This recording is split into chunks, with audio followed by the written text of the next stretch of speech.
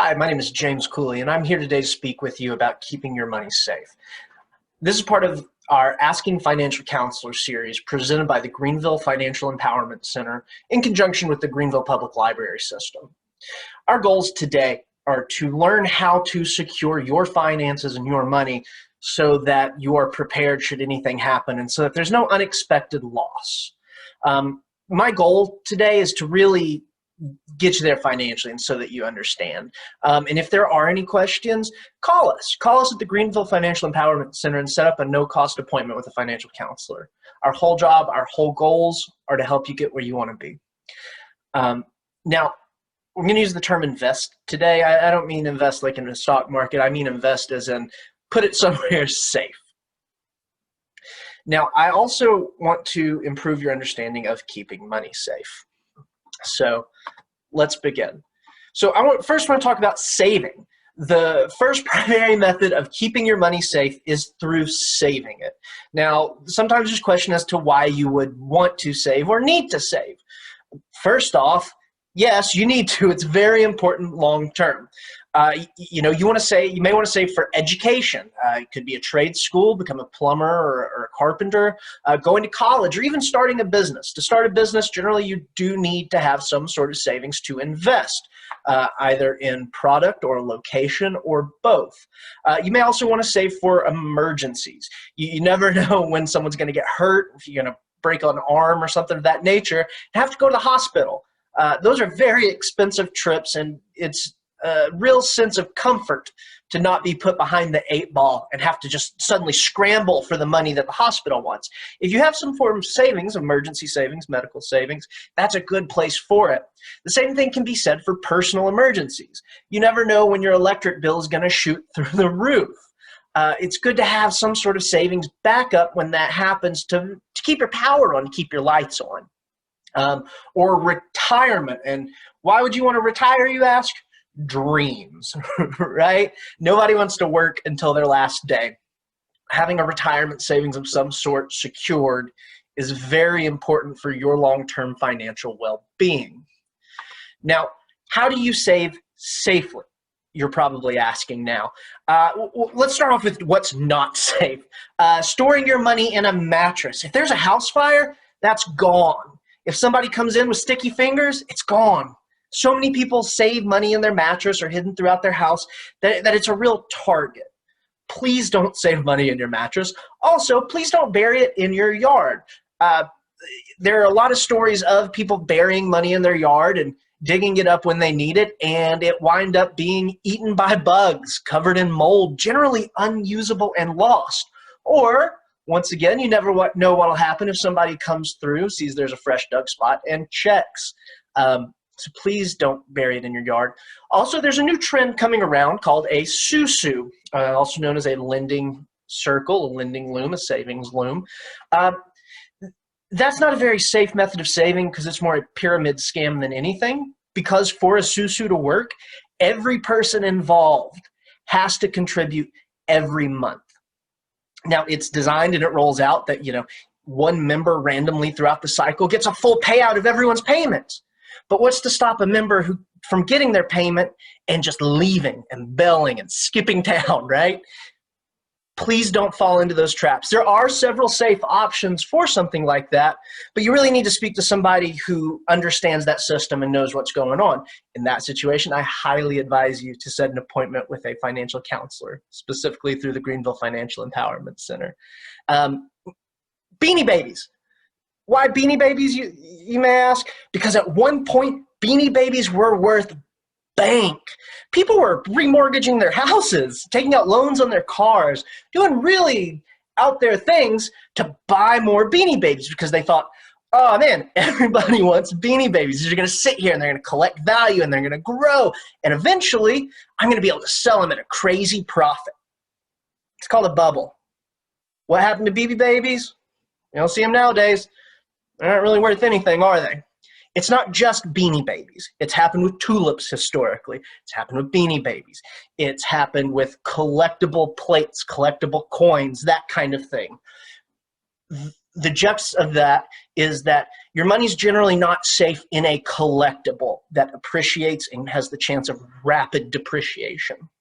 Now, where your money is safest is in a local credit union certified by the NCUA. Now, the NCUA is the National Credit Union Association. What they do is they guarantee savings accounts up to $250,000 if you have it in their account.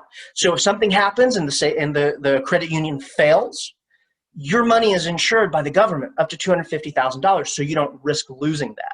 Now, if you have an account with $250,000, congratulations. That is awesome. You're going to want to speak to a financial advisor to figure out where you're going to go with that, what you're going to do, how you're going to make your money work for you and grow. You can speak to a financial counselor, which is who we are, and we'd be happy to refer you to financial advisors, but you want to think of that, and you want to get to the point to where you can have $250,000 saved. Best way to do that is through saving regularly in some sort of credit union or bank account.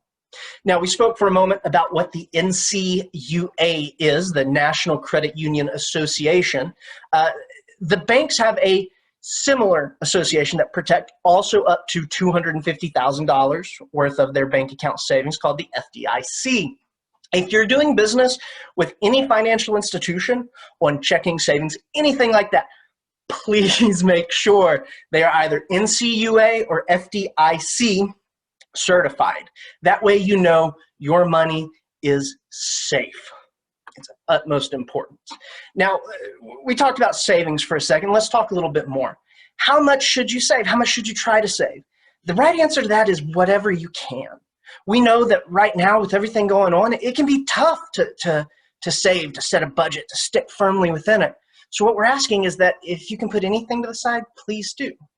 Ideally, you want to save around 20%. If that can't happen, it's okay. If you can do $20 a month, if you can do $30 a month, it adds up over time. Just please make sure you save.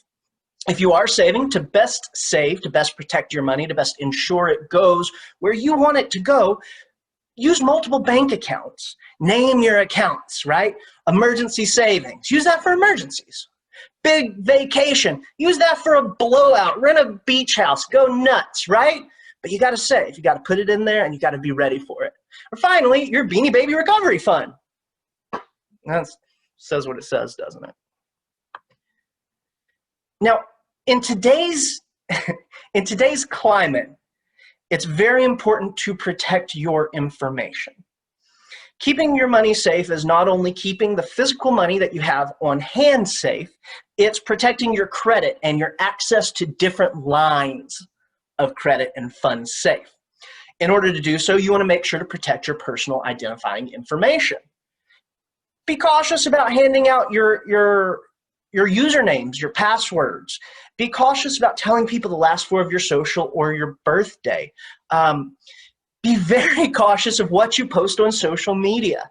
It's not uncommon to see a lot of people get on this bandwagon of sharing these fun facts about growing up in their childhood, and in that process give their mother's maiden name, their first pet's name, their date of birth, the name of their hometown, their high school mascot, their first car.